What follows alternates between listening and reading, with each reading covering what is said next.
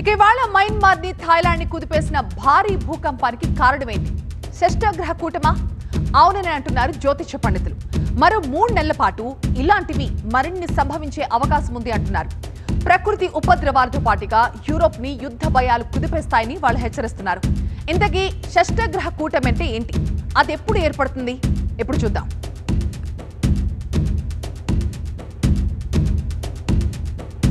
రేపు అమావాస్యాయుక్త షష్ఠగ్రహ కూటమి ఏర్పడుతోంది.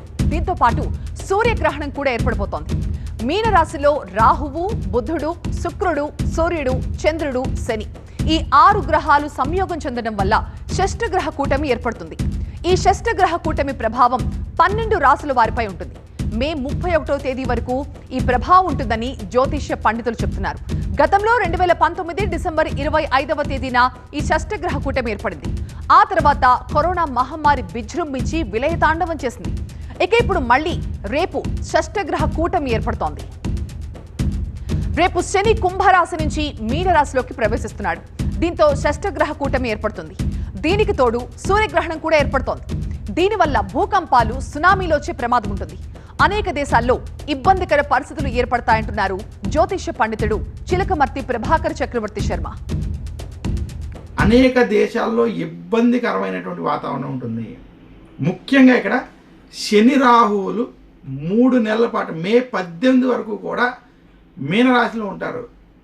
దీని ప్రభావం చేత భూకంపాలు, దీంతో పాటు సునామీ వంటివి ఇబ్బందులు కొంత కనపడతాయి. ఇదే కాకుండా పశ్చిమ దేశాల్లో యుద్ధ వాతావరణం పెరిగేటువంటి స్థితి ఉన్నది. యుద్ధ భయాలు పెరిగేటువంటి స్థితి ఉన్నది. ఇన్ఫ్లేషన్ వంటివి పెరుగుతాయి.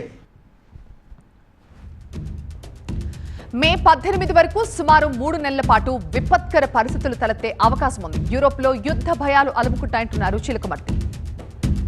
మార్చి 30వ తారీఖు నుండి మే 18 వరకు ఉన్నటువంటి సమయంలో శని రాహువులు కలిసి ఉన్నటువంటి సమయంలో పశ్చిమ దేశాల్లో కొన్ని తీవ్ర నిర్ణయాలు, రాజకీయ నిర్ణయాల వల్ల ప్రపంచంలో కొంత అనిశ్చితితో కూడుకున్నటువంటి వాతావరణం, కొంతమంది ఉద్యోగాలు కోల్పోవడం, యుద్ధ భయాలు ఉండడం, ఇన్ఫ్లేషన్ వంటివి పెరగడం మాత్రం ఈ 2 నెలల్లో కొంచెం అధికంగా ఉంటుంది.